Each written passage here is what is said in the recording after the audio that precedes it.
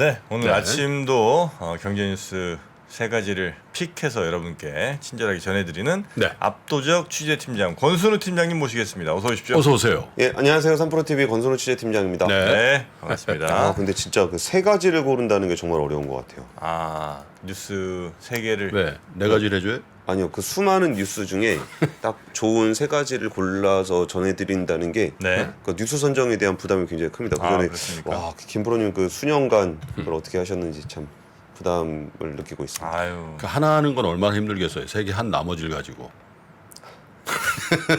아이, 고생 많으십니다. 얘기했나? 네. 자, 그러면 네, 튀르키예 그 사망자가 이제 한 6,300명 넘어섰고요. 네. 예, 우리나라도 118명으로 긴급 구호대를 파견을 했습니다. 역대 최대 규모라고 그러더라고요. 예, 유럽연합도 한 12개국 이상 회원국들이 참여를 했고요. 여기서 그동안 대립해왔던 그리스라든지 네. 아니면은 나토 가입을 두고 약간의 좀 갈등이 있는 스웨덴이나 핀란드도 지원에 동참을 하기로 했다고 그런 거 하고 합니다. 관련 없이 그렇죠. 도와야죠. 이건 뭐 인도적으로. 인도적인 차원에서. 예, 네. 그런 부분들은 오늘 뭐 좀 준비가 돼 있다고 하니까 네. 짧게 하고 또 이렇게 굳이 뉴스로 뽑지 않았던 인공지능 관련한 뉴스가 너무 많이 나와가지고 지금 뭐 MS의 빙의 뭐 검색 그 빙 검색 사이트 있잖아요. 네네. 거기서 바로 챗GPT 활용할 수 있는 거 뭐 중국의 바이두도 한다 그러고 뉴스들이 굉장히 많은데 그거는 세부적으로 좀 찾아보시면 좋을 것 그런 같습니다. 뉴스가 많이 나오면 나올수록 우리는 뭐 룰루랄라 아니에요? 뭐요? 예? 반도체 많이 쓴다는 거 아니야 그게? 그러니까 그거를 제가 공급망 관련한 설명을 네. 한번 드린 적이 있었잖아요. 네. 그 제일 기본적인 머신러닝을 하는 인프라 그리고 서비스 그리고 이제 거기에 사용자들이 이렇게 나눠지는데 지금 말씀해주신 부분에 대한 관심도도 이제 조금씩 생기는 것 같아요. 처음에는 서비스가 있네라고 이제 그걸 관심을 갖다가 이 서비스가 구현되는 그 인프라가 어떻게 만들어지는지 그래서 요즘 엔비디아 주가가 굉장히 많이 올랐어요. 그러니까.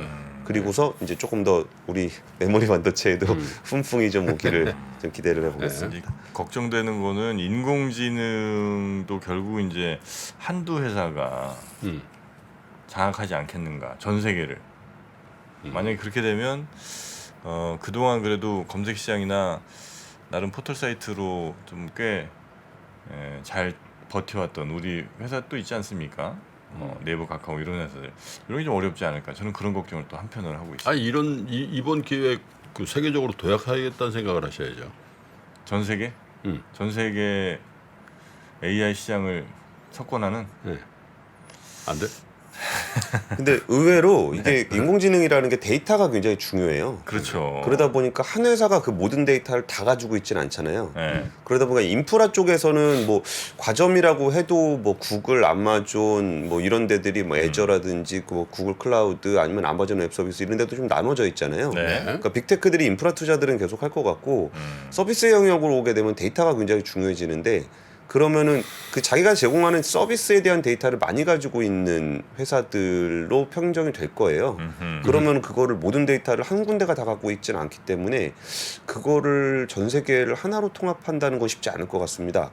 그리고 그럼 뭐 예를 들어서 다행이고요. 한국어 데이터 같은 경우는 이렇게 챗GPT보다 네이버가 더 많이 가지고 있을 수도 있잖아요. 근데 이거 제가 약간 농담 같아가지고 좀 어쨌든 준비를 안 했던 건데 네. 재미로 보시면은 누가 이렇게 SNS에 올려주신 걸 봤어요. 그러니까 그 네이버의 데이터를 활용한 인공지능에게 그 임플란트의 장점은 뭐니?라고 물어봤더니 임플란트의 장점을 좀 설명을 하다가 네. 그러니까 뭐 친절한 뭐 3명의 서울대 출신 원장님들이 뭐 이렇게 꼼꼼하게 봐주시는 그런 게 장점이다 이렇게 나오더라고요. 왜 그렇게 나오는 거예요? 그러니까 학습된 데이터에 그 네이버 블로그에 그런 걸 엄청 많잖아요. 광고글이 너무 많으니까 그러니까 이게 이제 인공지능은 네. 있는 데이터를 가지고 학습을 하다 보니까 그거를 이거 좀 엉뚱한 것 같은데. 네? 나 순천향 의대 출신 선배한테 했어요. 임플란트. 그게 무슨 아주 문제 없어요. 잘 되고 있어요. 다 잘 들으신 거죠 이 내용을? 네. 끝에만 들으신 거 아니고요. 아니 뭐 서울대 의대 3명이 뭐 했다며. 네. 그 왜 그렇게 된지는 아시죠? 이해하신 거죠? 그 잘못된 거 아니야? 그러니까 그런 류의 데이터들이 이래서 AI가 필요하다는 겁니다. 네. 저 같은 사람 때문에. 네네. 그래서 데이터가 중요하다. 그래서 3프로도 지금 가지고 있는 그 여러분의 댓글들이라든지 그동안 올렸던 콘텐츠들도 데이터잖아요. 그러니까 우리도 세계적인 인공지능 기업으로 발돋움 하시겠습니까, 정 대표님? 저희는 당연히 지금 준비하고 있죠. 네? 하시렵니까? 그게 옛날에 예. 단호하게 안 한다고 해주시면 안 되겠습니까? 3프로 TV는 특히 이제 경제 뉴스 관련 빅데이터를 취합해서 그 경제 뉴스를 여러분께 인공지능으로 서비스해드리는 그 일을 또 우리 권순우 팀장님께서 책임지고 맡아주시리라 또 예상하고 있습니다. 네, 자연지능인 제가 열심히 한번. 네, 아 고맙습니다. 이게 참 이게 문제는 문제다. 왜냐하면 혹시 이제 고백하면은 이게 내가 이제 권 프로가 3개 한 다음에 내가 하나를 하잖아. 네. 어느 날은 내가 잘 아는 내용은 내가 다 여기 집중을 해요. 근데 뉴스 하나를 피했는데 내가 약간 좀 약하다 싶으면 내가 여기에 뉴스를 집중을 하는 거야. 안 들리는구나 이게. 그래서 그런 겁니다. 네, 집중하세요, 집중. 죄송합니다. 네. 예, 첫 번째 뉴스는요. 네, 첫 번째 뉴스부터 우리가 가겠습니다. 오랫동안 기다렸던 기다렸던 표현이 맞는지 모르겠지만 파월 의장 발언이 좀 있었습니다. 요즘에 파월 의장의 발언을 두고서 시장의 긴장도가 굉장히 높아요. 이게 고용 지표가 워낙 세게 나오다 보니까 약간 우왕좌왕하는 모양새에다가 다 연준 무시하다가 고용 지표 딱 나오고 나니까 아 연준 얘기 좀 들어야 되겠다라는 심리가 굉장히 강해졌는데 저는 오히려 연준의 발언은 일관성이 있었다고 생각을 해요. 근데 오히려 시장이 받아들이는 강도나 예민도가 좀 차이가 있지 않은가 싶은데 어제 미국 증시 보시면은 참 신기한 일이죠. 이게 전반적으로는 오르고 끝났어요.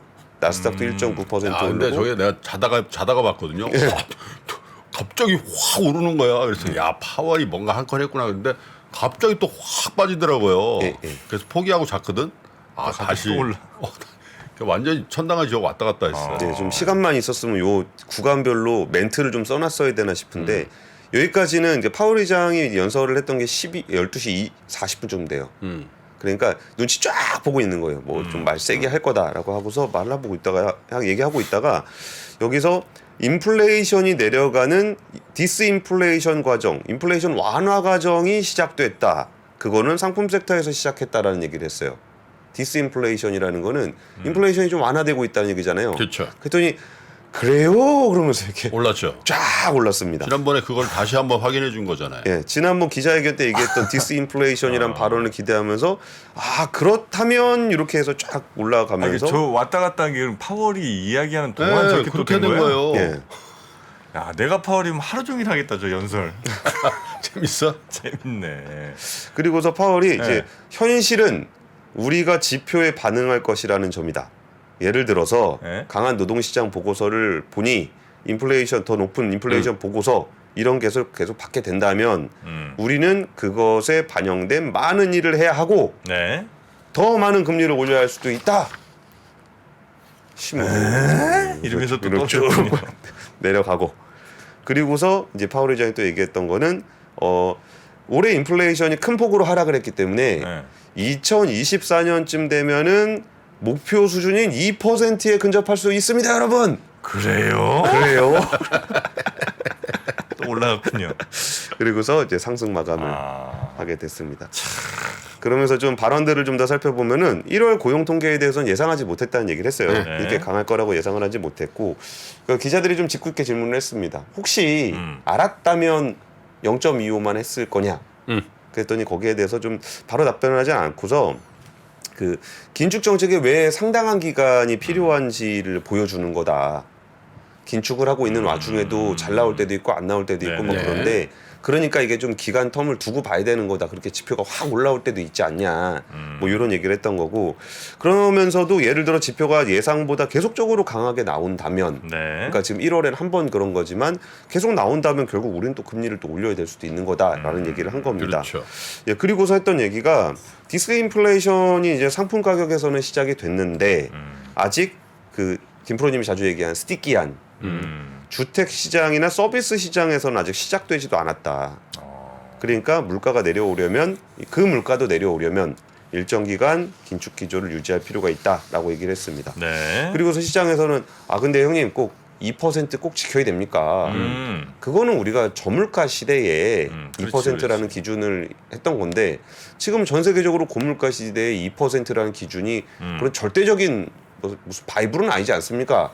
라는 질문을 했어. 하니까 그런 글로벌 기준이고 목표를 변경할 생각이 없다. 아, 2% 목표는 변경 없다. 예, 예. 이걸 가지고 이제 그 경제학자들은 그 얘기하죠. 이렇게 아 꼴르기 좀 힘든데 골대 좀 옮겨줄 수 있습니까? 골대를 옮기는 게 아니라 골대 크기를 네, 좀 키우는 키워달라고. 거지. 네, 그래서 그런 얘기가 좀 있었고요. 근데 이 얘기가 왜 나왔는지는 모르겠는데 연봉 얘기가 나왔습니다. 누구 연봉이에요? 파월 의장 연봉. 근데 제가 전문을 보지 못해가지고 아. 어떤 맥락에서 나왔는지 모르겠는데 기사에 보니까 이렇게 나왔더라고요. 자기는 19만 달러, 2억 4천만 원 수준으로 적정 수준이라고 생각한다. 라고 이제 발언을 했다 그래가지고 그거는 조사를 못하고 그렇다면 우리 이창용 총재는 얼마 받나 이것도 해갖고 와야죠. 그래갖고 이제 지난해 한국은행 총재를 제외한 금통위원들의 평균 연봉이 3억 한 2,500만 원 정도. 그러니까 파월 의장보다 좀 더 받습니다. 아니 근데 연준은 박봉으로 유명해요. 미국 내에서도 그래요? 뭐 명예직이에요 그럼? 거의. 그래서 저 파월 의장 자전거 타고 출퇴근하잖아. 아 진짜요? 네. 아 자전거를 타고 좀. 아이, 돈이 없어서 돈이 없어서는 아니겠죠. 돈이 없어서 그런 건 아니지만은. 여튼 그리고 그 연준의 그 역사를 보면은 그 연준 그 FRB 그 건물 있잖아요. 그것도 완전 저 싼 땅 있잖아요. 그런 데다 지어놨다. 아 그래요. 완전 험불하게 해라. 그런 전통이 있어. 그래서 따로 뒷구녕으로 저 주식 투자하고 뭐 이러는 건가? 아유, 뒷구녕으로 한다니요. 아니 근데 그러다 걸렸지. 그거 걸렸잖아요. 근데 묘하게 그 정프로에게도 일리가 있어요. 그거 걸린 다음부터 주가가 빠졌어. 아 그래요? 아 그거 걸려가지고 다 청산한 다음부터 강경하게 돌아섰잖아. 그러면은 주식을 좀 의무 매입을 시키는 것도 방법인가요? 한국은행 총재는 한 3억 5천만 원 좀 웃돌고요. 대통령보다 조금 많습니다. 대통령이나 뭐 각부 장관들은 1억 원대 초반 정도 됩니다. 그리고 여기 그 파월 의장이 얘기했던 것 중에 김프로님 얘기하신 거 정확하게 일치하는 발언이 있어갖고 고용을 희생하지 않으면서 인플레이션이 줄어드는 상황 자체는 긍정적인 거 아니냐. 그러니까 뭘 그렇게 화들짝 놀래고 뭐 그러냐. 그 얘기는 오히려 경제가 강하다는 증거다. 자기도 잘하고 있다는 얘기 한 거네. 그렇죠. 그고요. 오늘 우리 한국 시간으로 오전 11시에 바이든 대통령 국정연설 예정돼 있습니다. 네. 중에 한국 관련한 발언 중에 좀 유의미하게 자본시장에 영향을 미칠 만한 얘기가 있다면 내일 또 준비하도록 하겠습니다. 네. 자, 두 번째 뉴스로 넘어갑니다. 두 번째 뉴스는 제가 자본시장 뉴스 중심으로 아침에 준비를 하는데 좀 이게 부동산 쪽에 좀 큰 뉴스여가지고 준비를 했습니다. 20년 넘은 노후 택지 재건축 가능, 원전 진단, 용적률 파격 특례라는 제목인데요. 이 뉴스는 저기입니다. 일기 신도시 재건축 추진에 대한 이야기예요. 예전에 작년에 저희가 원희룡 국토부 그렇죠. 장관 모셔가지고 관련한 얘기 좀 들었었잖아요. 네. 이거 빨리 가이드 발표하겠다라고 얘기를 했었는데 2월이죠. 연초에 이거 발표를 하게 됐습니다. 재건축할 때 가장 중요한 두 가지 허들은 하나는 안전진단, 네. 하나는 최대 용적률이죠. 네. 용적률을 얼마나 올리는지. 그래서 재건축 준비하고 있는 단지들 가보면은 축 안전진단 뭐 탈락 뭐 이런 식으로 나오죠. 우리 건물은 정말 부셔지기 직전입니다, 여러분. 이거 하면은 우리 축하 위험하다. 위험하다. 요거를 하는데 굉장히 좀 아이러니하죠. 지금 건물이 얼마나 안 좋은지를 축하하고 있는 그런 건들이 있는데 이게 결국은 일기 신도시 재정비에 파격적인 혜택을 좀 주려고 하는 거잖아요. 네. 근데 그러면서도 이거를 일기 신도시를 대상으로 하는 겁니다라고 발표를 할 수는 없다 보니까 전국에 20년 이상 지난 전국에 100만 제곱미터 이상 택지지구 20년 이상 된 100만 제곱미터 택지. 예. 전국을 기준으로 하고 그게 몇 군데인 거예요, 그게? 그거를 제가 좀 비에 써놔가지고 네. 뭐 일단 뭐 일산. 제 일산 뭐 분당. 줄줄이 불러보겠습니다. 네. 그 일단 수도권에서는 인천, 연수, 안양, 포일, 수원, 영통지구가 대상이고요. 지방에선 대전, 둔산, 노은. 아 대전 둔산하고 노은. 예, 거기도 정프로님 잘 아시겠지만 잘 알죠. 한 20년 이상 된 그 시가지 있잖아요. 90년쯤 들어갔으니까 예. 맞습니다. 예, 거기가 있고요. 광주, 상무, 부산, 해운대, 대구, 성서지구. 그러니까 얼추 그때들 만들어진 지역이에요. 여기다가 그 일기 신도시 들어가는 거는 뭐 당연한 거고요. 서울에서는 목동상계, 중계개포, 고덕, 신내, 수서 여기도 지역 사시는 분들 좀 알겠지만 그 신도시는 아니지만 그맘때쯤 만들어진 네. 그런 지역들이에요. 그래서 일기 신도시에만 혜택을 준다 그러면 좀 문제가 있다 보니까 여기에 대해서 조금 그 기준을 잡아서 기준에 해당되는 데는 같은 것을 하겠다는 노후계획 도시정비 및 지원에 관한 특별법 주요 내용을 공개한 겁니다. 네. 물론 법은 다들 아시다시피 국회에서 처리를 하는 것이기 때문에 국토교통부는 이런 내용들을 국회에 올릴 거고 국회에서는 논의를 하게 될 겁니다. 재건축 연한이 30년보다 20년으로 짧게 잡았어요. 그리고 이게 노태우 정부 시절이었던 1988년부터 시작됐던 전국 200만 호 공급 계획에 따라서 만들어진 지역들이 어마어마하게 많아요. 그러면 200만 호가 어느 정도 규모인가가 좀 감이 잘 안 와갖고 저도 검색을 좀 해봤는데요. 여기에 그냥 뭐 최근 자료는 아닌데 보시면은 연평균 주택 아파트 입주 물량 관련한 자료예요. 그러면 2017년에서 20년이 가장 뜨거웠던 해잖아요. 네. 근데 거기 부동산이 뜨거웠던 그때 수도권의 입주 아파트 물량이 한 20만 호 정도 됩니다. 그러면은 200만 호가 공급돼 있는 거를 재건축을 하려고 네. 200만 호라는 건 10년치 물량을 공급을 해놨다라는 건데 그러면 여기서 20만 호씩 그 재건축을 한다 그래도 10년 이상 걸리는 일이에요. 근데 계획대로 이게 20만 호, 20만 호, 20만 호, 20만 호 이게 연간 되진 공급 물량을 않죠. 한 번에 되진 않잖아요. 네, 네. 그러니까 이거를 그냥 한다 그러면은 한 진짜 제 예상에는 최소 30년에서 길게는 50년도 걸릴 수 있는 사업이라고 생각을 하거든요. 네. 그러면은 지금 예를 들어서 30년 된 아파트가 있다. 근데 번호표 잘못 뽑아가지고 꼴찌로 한다. 그러면은 80년 그 아파트 지은 지 80년 되는 거거든요. 네. 그러니까 이 문제는 사실 조금 부동산 가격이 좀 하향 안정되고 있는 상황에서 부동산 시장을 자극할 위험이 있다라는 비판이 분명히 나오는 정책입니다. 그런데 이게 정말 200만 호의 아파트를 재건축을 해야 되는 우리가 어느 날 하루아침에 할 수 없다라는 걸 감안하고 이 타임테이블을 감안했을 때 뭐 잘못하면은 진짜 아파트 하나가 뭐 70년 된 아파트 뭐 이런 것들이 예상될 수 있는 일이라고 한다면은 조금 더 그 정교한 형태를 띠더라도 속도를 좀 내긴 할 필요가 있다. 그렇죠. 네. 예, 라는 거고요. 그것 때문에 이제 초과이익 환수에 대해서 공공임대주택으로 초과이익 환수를 많이 했었는데 여기가 도시 정비를 하려고 그러면 기반 시설 같은 것도 많이 필요해요. 네. 그러니까 여기서 좀 새 아파트 돼가지고 아파트 가격도 좀 좋아지고 한다 그러면은 그 초과 이익 가지고 나라가 내야 되는 그 공공 분야의 기반 시설들 있잖아요. SOC들도 그렇고 뭐 생활 기반 시설 이런 것들을 좀 기부 체납할 수 있는 방안을 다양하게 해서 공공에서 사용하는 자금들을 좀 덜 들어가게끔 하는 방안도 좀 얘기가 되고 있고요. 또 하나는 이게 20만 호의 아파트 재건축하면은 20만 호의 아파트가 추가로 필요하잖아요. 네. 이사가 전세. 있어야 되니까. 그러니까 어디 가서 잠깐 살다 와야 될 거 아니에요. 그래서 그런 부분들에 대해서도 이제 순환형 주택 공급이라는 말로 해서 그러니까 여기가 가서 지을 동안은 잠깐 거기 살다가 다시 돌아오고 그럼 그 다음 차례에 있는 데가 또 가서 살다 오고 할 수 있는 이런 순환형 주택 공급도 추진을 하기로 했습니다. 네. 그래서 관련 이벤트는 또 굉장히 초장기적인 이벤트가 될 건데 이 상황들은 이거는 진짜 부동산 시장의 어떤 가격 등락을 떠나서 우리나라 주거 그렇죠. 정책인 측면에서 좀 장기적으로 볼 필요가 있어 그거는 보입니다. 뭐 계획 그 수립 단계부터 종결까지 한 20년은 잡아야 되겠네요. 저는 더 걸릴 것 같은데. 아 그래요? 20년 더 걸려요? 예. 근데 무슨 아파트 이렇게 건물 짓고 20년 뒤에 재건축한다고 하면 그건 좀 약간 아깝긴 아깝네요, 그죠? 그쵸. 실제로 걸리는 시간은 훨씬 더 걸리긴 아니, 하겠습니다만. 그러니까 지금 20년 걸린다는 게 지금 30년 걸린 다음부터 20년 얘기하는 거잖아요. 그러니까 요거는 이제 그 안전 진단을 20년으로 이제 줄였잖아요. 예. 예, 그러니까 이제 어쨌든 그때부터 가능은 한 상황이잖아요. 예. 예, 그러니까 건물을 그렇게 지금 돈 많이 들여서 지었는데 예. 한 뭐 20년 혹은 뭐 그 좀 더 쓰고 만약에 하루 다시 이게 재건축 한다고 하는 거는 조금 아까운. 예, 맞아요. 예, 그 아까운 거는 네. 맞고 네. 그래서 또 새 아파트 지어서 또 부동산값 올리려 그러는 거 아니냐는 비판도 분명히 있습니다.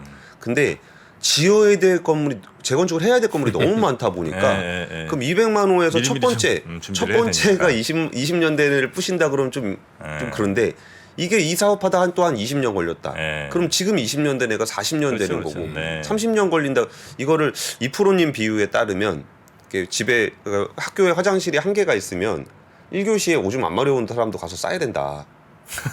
안 그러면 3교시 끝나고 다 몰려오면 안 되니까 대신 아직 오줌 안 마려운데 빨리 가서 싸겠다는 애가 있으면 회사에 자리를 바로 옆에 붙여놨거든 엊그저께. 바로 물 들어버렸네. 둘이서 이틀 됐는데 이틀 자리 배치 이틀 만에. 야. 확실히 리프로님이 비유는 진짜 찰떡 비유입니다. 예. 야. 미리미리 그렇게 가야 된다. 예, 적응을 잘하는 권순우 팀장입니다. 야, 라인 바로 갈아타시네. 그러니까. 자, 그나저나 아파트 좀 모양 좀 다양하게 좀 졌으면 좋겠습니다. 저는 항상 느끼지만 너무 비슷하니까. 나는 우리나라 아파트 중에 제일 특이한 아파트 거기 있잖아. 강변 네, 올림픽대로 타다 보면 약간 이렇게 기울어지게. 이렇게 된 거. 네. 왜 그런지 알죠? 그 뭐 고도제한 거 아니에요? 아니 그 성남 비행장 때문에 그렇다는 거잖아. 아, 비행장. 성남 비행장.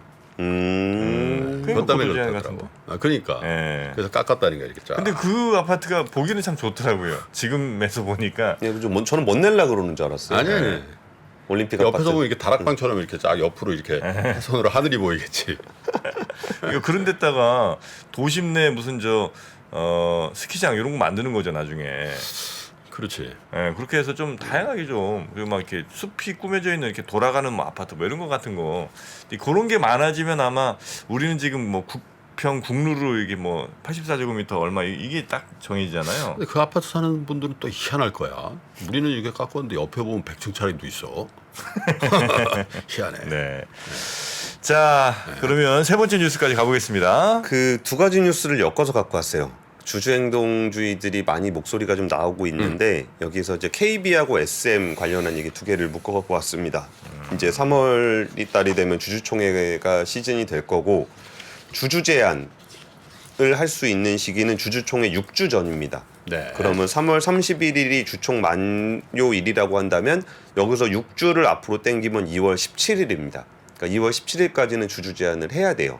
그러면은 지금까지 주주 제한을 준비하고 있던 개인 주주나 혹은 기관 투자자들은 2월 10일 이후에 한 일주일 동안 주주 제한을 꽤 많이 하게 될 거예요. 그러면 이런 뉴스들이 본물 터지듯이 나오게 될 건데 그 중에 이제 좀 먼저 움직였던 회사가 이제 얼라인 파트너스가 우리나라 금융지주 회사들한테 주주 환원책을 요구를 했어요. 그 일종의 숙제를 내준 거죠. 주주는 사실 그 기업에다가 숙제를 내줄 수 있잖아요. 경영진들한테 뭐 이런 숙제를 하세요. 물론 숙제를 안 하는 학생들이 대부분입니다만 숙제를 내줄 수는 있는 거니까 온라인이 내줬던 숙제는 언제가 만기냐면 2월 9일입니다. 2월 9일까지 금융지주 회사들이 그 주주 환원 정책에 대해서 이렇게 발표를 해달라라고 네. 숙제를 내줬습니다. 근데 KB금융이 어제 실적 발표를 하면서 숙제 결과를 발표를 했어요. 물론 얼라인 파트너스가 주주 뭐 이렇게 숙제했습니다라고 한 건 아니고 그냥 실적 발표하면서 주주 환원책에 대해서 얘기를 했는데 꽤 구체적인 목표치를 제시를 했고 주주들이 요구하는 목소리를 거의 수용을 하는 모양새가 됐어요. 지난해 당기순이익이 4조 4,133억 원을 기록을 했습니다. 실적 좋네요. 아이고 뭐 은행은 돈 잘 법니다. 4조? 예. 계속 늘더라고. 예. 아, KB 금융이 4조 벌었어요? 예. 왜 그래? 아, 뭘 이렇게 잘 벌어? 뭘 왜 이렇게 잘 벌? 그러니까 우리나라의 성장주로 치면 응. 실적의 성장세가 성장주의 기준이라면 우리나라 최고의 성장주는 금융주입니다. 다른 데는 삼성전자도 올라갔다 내려왔다 올라갔다 내려왔다 그러잖아요. 계속 올라가. 쫙 올라가는. 그럼에도 불구하고 주가는 뭐 PBR 0.3배 막 이렇게 되는 0.3배 이렇게 되는 총자산의 뭐 30%밖에 취급을 못 받는 거는 뭐 주가도 안 오르고 배당도 안 주고 그거 뭐하러 갖고 있냐 이런 거잖아요. 사실상의 뭐 국유 기업이냐 뭐 이런 건데 이번에 최대 실적을 발표를 하면서 주주 환원을 강화하기로 했어요. 근데 거기서 제가 좀 인상적이었던 거는 그 구체적인 목표를 제시를 했다라는 거예요. 기준. 우리가 어떻게 하면 배당을 할 것이냐라는 게 참 음지에서 서로들 뭐 금융당 눈치 보면서 그렇게 하던 거를 뭐 이게 내용이 조금 어려워서 그 좀 상세한 설명은 제가 따로 온라인 파트너스 인터뷰한 게 있으니까 찾아보시면 좋을 것 같은데 보통주 자본 비율을 13% 수준으로 관리를 하겠다. 그러니까 무슨 얘기입니까? 은행은 건전성 관리를 위해서 자기 자본 관리 기준이라는 게 있어요. 그 자기 자본을 대출의 일정 부분 갖고 있어야 됩니다. 이거의 법정 기준은 뭐 이래저래 있는데 한 11% 정도가 권고하는 기준인데 우리나라는 자본을 좀 많이 쌓고 있는 경우가 있어요. 건전성에 대한 우려가 좀 그 보수적인으로 관리를 하고 있는 겁니다.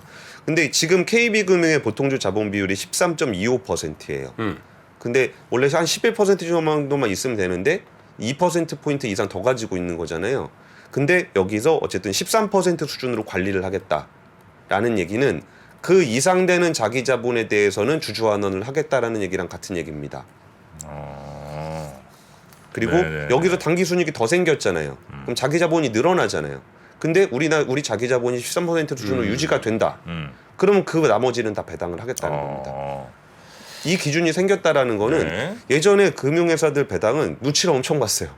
돈을 벌긴 벌었는데 얼마큼 주겠다라는 건지 전혀 감이 안 오는 거예요. 근데 자기 자본 기준은 금융당국이 설정한 기준보다 보수적으로 하겠지만 네. 그 이상으로 생기는 거에 대해서는 배당을 하겠다. 라는 것에 대한 기준을 줬고요. 또 하나는 이것도 조금 내용 어려운데 그 대출을 해주려고 자기 자본이 만약에 많다. 네. 그럼 대출을 많이 해줘야 됩니다. 음. 자기 자본 기준이니까. 아 그러면 예. 그럴 수도 있어요. 이렇게 돈을 많이 벌어요. 예. 근데 어쨌든 배당하긴 눈치 보이고 그렇다고 너무 많이 남아도 눈치 보이고 뭐 이렇잖아요. 예. 야, 그럼 빨리 어디 무슨 지점이라도 하나 내. 그래서 이제 돈 들어가야 되니까 그러면 예. 아니면 뭐 별로 필요하지 않지만 무슨 시스템 개선해 뭐 이렇게 해서 막 돈 쓰고 이런 경우가 좀 있을 수도 있겠군요. 뭐 그렇게까지 하지는 않는데요. 예. 그러다 보면은 이게 만약에 자기 자본이 늘어나잖아요. 그럼 어떻게 하면 되냐면은 대출을 막 늘리면 돼요. 그럼 또 돈 더 벌겠. 더 자기 벌겠네. 자본 기준이니까 네. 자기 자본이 늘어났다. 그럼 대출을 더 늘려 버리는 거예요. 그럼 자기 자본 비율이 내려가겠죠. 그러니까 우리나라의 가계 부채가 GDP 대비 가계 부채가 엄청나게 많아요. 그런 부분들에 대해서 만약에 여기서 보통주 자본 비율을 어느 적정 수준으로 관리를 하게 된다면, 그러니까 온라인에서도 얘기하는 게 오히려 이거 자기 자본을 주주환원으로 많이 쓰게 되면은 네. 과도하게 GDP 대비 부채가 늘어나는 부분도 막을 수 있다는 얘기를 해요. 근데 이 얘기가 좀 다소 낯선 개념이거든요. 네. 익숙하진 않은 개념인데 이거를 KB금융에서 얘기를 했어요. 하겠다 이렇게. 국내 경제 성장률을 감안한 자산 성장을 하겠다라는 말로 했는데 그 의미가 지금 말씀드렸던 그 얘기입니다. 그래서 이런 얘기들이 좀 있어서 주주환원은 현금 배당 성향은 26% 정도로 결정을 하는데 네. 여기에 3천억 원 규모의 자사주 매입 소각하겠다. 해서 총 주주 환원율은 33%. 이것도 소각 나온 거죠? 예. 소각 나온 겁니다. 그러니까 이것도 굉장히 인상적입니다. 우리나라 금융주 배당 성향은 최소한 30% 얘기는 하거든요. 최소한이라는 거는 글로벌하게 30% 정도를 못하는 나라는 거의 없어요. 그렇죠. 금융회사가. 그러니까 금융회사가 배당을 얼마나 늘리는 게 좋으냐라는 것에 대해서 논쟁이 있을 수 있습니다. 근데 30%도 안 되는 배당 성향을 가지고 그런 얘기를 하는 거는 조금 안 맞다. 수준 이하예요. 우리나라 국격에 맞지 않습니다. 정말 이건 국격에 대한 얘기를 많이들 해요. 네네네. 왜냐하면 금융회사라는 거는 글로벌 스탠다드를 대부분 추종하기 때문에 진짜 선진국과 후진국으로 구분이 돼요. 근데 우리나라의 어떤 그런 금융주 투자자들을 대하는 태도는 솔직히 우리나라 국격에 좀 안 맞습니다. 네네. 근데 또 뭐 베트남이나 이런 데 가면은 또 우리나라 은행이 또 잘하고 있기도 하고 뭐 인도네시아 같은 데 가도 또 뭐 우리나라 증권회사 1등하고 그러잖아요. 그렇죠. 그래서 알게 모르게 우리나라 금융회사들도 물론 좀 전반적으로 보면 뭐 K 드라마라든지 뭐 K 컬처나 뭐 이런 거에 비교할 수는 없는데 나름대로 해외에 나가서 뭔가 하고 있고 또 성과를 내고 있는 데들도 있거든. 잘해요. 네. 예. 그러니까 금융회사들이 잘하는데 거기에 대한 주주 환원율이 국격에 안 맞는 수준으로 낮다는 거죠. 그래서 이거에 대한 개선이 좀 될 걸로 기대를 하고 있고요. 온라인 쪽에서는 어쨌든 KB금융 발표한 거 보고서 우리 그럼 주주 제한 안 하겠다. 뭐 알아서 잘하시는데 우리가 뭐 주주 제한을 하냐? 이런 거 처음 보는 얘기예요. 무슨 행동주의 펀드에서 뭘 하자 그랬더니 이쪽에서 오케이? 그래서 그럼 우리 제한 안 해. 예. 잘하시는데요, 뭐.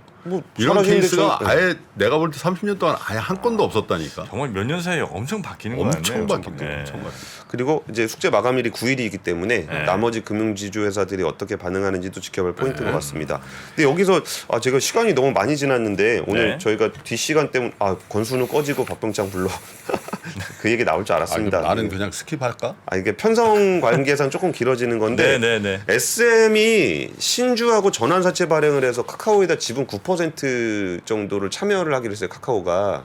그러니까 새로 주식을 발행을 해서 카카오가 그걸 투자를 하는 방식이죠. 네. 근데 갑자기 이수만 총괄 PD가 거기에다 소송을 제기할 거라고 예고를 했어요. 아니 SM이 카카오의 지분을 팔았는데 네, 투자를 받는 거죠. 근데 이수만 총괄 PD가 이거는 불법이다라고 해서 소송을 예고를 하고 있습니다. 그래요? 그러니까 이거 설명드릴 어제 오르던 SM 주가가 급전직하 하락해 버렸더만 그 뉴스 나오자마자 카카오는 올라버리고. 예. 그러면 이제 카카오의 SM 인수가 잘 안 될 거란 얘기예요? 그러니까 그런 얘기가 아니고 네. 이 상황은 좀 구도를 이거는 그냥 추정으로 해야 할 수밖에 없는 상황이에요. 뉴스가 지금 나온 지가 얼마 안 돼 갖고 네. 지금 SM이 어떤 주주들의 목소리에 반영을 해서 이수만 총괄 PD가 전체를 지배하고 매출의 6%를 떼가는 그 구조를 바꾸기로 했어요. 그래서 이수만 PD 혼자 다 하던 거를 멀티 프로듀싱 체제로 해가지고 바꾸기로 했거든요. 그러니까 이수만의 영향력이 굉장히 떨어지게 되는 그런 변화입니다. 그리고 그게 이제 기업 가치에는 도움이 된다라고 보고 주가는 오르고 있었어요. 그리고 카카오라는 파트너십을 맺어가지고 그럼 여기서 이제 카카오도 엔터테인먼트의 플랫폼을 좀 가지고 있는 회사잖아요. 그래서 이렇게 변하는 과정에서 카카오라는 굉장히 중요한 파트너를 잡아서 회사를 한번 키워보겠다라고 했던 거예요. 네. 근데 최대 주주인 이수만 총괄 PD가 거기에 갑자기 반발을 한 겁니다. 근데 이전에는 이수만 총괄 PD가 자기 영향력이 약해짐에도 불구하고 주주들의 어떤 목소리에 반응을 하겠다라고 얘기하면서 이 지금까지 와 있는 거거든요. 근데 지분이 낮아지는 부분에 대해서 즉각적으로 반발을 하면서 뭐라 그랬냐면은 회사의 경영권 분쟁 상황에서라는 표현을 쓴 게 하나 있고요. 경영진의 경영권이나 지배권 방어와 관련된 상황에 대한 거, 현 경영진의 우호적인 지분을 확대하고, 네. 이게 이제 카카오 지분을 현 경영진의 우호 지분을 확대하기 위한 행위다 라고 얘기를 했어요.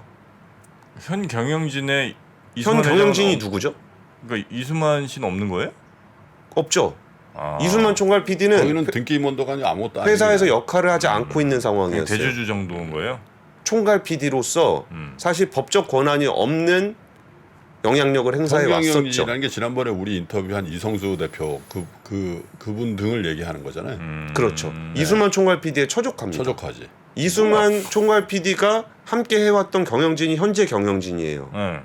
근데 현재 경영진이 주주들의 목소리를 반영을 해서 멀티 프로듀싱 체제로 바꾸고 거기에 플랫폼 파트너로서 카카오를 끌어들이려고 한 건데 거기에서 이수만 총괄 PD가 이거는 문제가 있다라고 해서 법적 대응을 얘기를 하면서 현 경영진의 우호적인 지배권을 확대하고 지배권 경쟁의 우위를 확보하기 위한 것이라고 주장을 했어요. 이게 그러면 이제 지분 경쟁 및 회사 경영권 분쟁으로 가는 거네 이제. 굉장히 특이한 이벤트. 그럼 주가 좀 오르는 거 아니에요? 원래 이렇게. 근데 어제 딱 그 뉴스 나오면서부터 카카오가 딱 들어온다는 뉴스 나오면서부터 빠져버리던데. 그러니까 이 부분이 그 경영권 SM이라는 회사가 좀 더 성장할 수 있을 것이다. 회사 가치가 높아질 것이다라는 기대감으로 쭉 가다가 이게 카카오 파트너 그리고 갑자기 이수만 총괄 PD와의 갈등 그러면서 주가가 좀 출렁거리고 있는 이렇게 상황. 하십시다. 저기 이수만 총괄 PD도 좀 섭외해서 인터뷰해서 그거 안 되면 그 화운가 그렇더라고. 네. 법률 대리인이. 네. 그저 인터뷰 좀 해보시고요. 그 이성수 대표도 인터뷰 좀 해보시고 예. 카카오 측도 한번 인터뷰 해보셔서 이 사안에 왜냐면 이게 네. 우리가 시작한 거예요 이제 인터뷰를. 네. 옛날에 이창환 대표도 우리가 모시고 그 이성수 대표도 우리가 모셨잖아. 네. 그래서 이 공론화 과정에서 우리가 처음 시작한 거기 때문에 이 과정은 좀 계속해서 탐사 보도를 네. 우리 그래도 뭐 또 충원됐잖아. 알겠습니다. 알겠습니다. 자, 그럼 취재 잘 좀 부탁드리겠습니다. 예. 네. 3프로TV가 새로운 모습으로 여러분을 찾아갑니다. 오후 3시 반 클로징벨 라이브는 여도은 앵커 그리고 명민준 앵커가 여명 콤비로 함께 진행을 하고요. 6시 퇴근길 라이브에서는 정프로가 월요일부터 금요일까지 김영렬 센터장, 최창규 본부장 그리고 박지영 차장과 함께 진행을 합니다. 그리고 글로벌 마켓 전문가 이주호 앵커가 글로벌 라이브를 더욱 알차게 만듭니다. 2월 6일부터 새로워지는 3프로TV 다시 한번 많은 관심 부탁드립니다.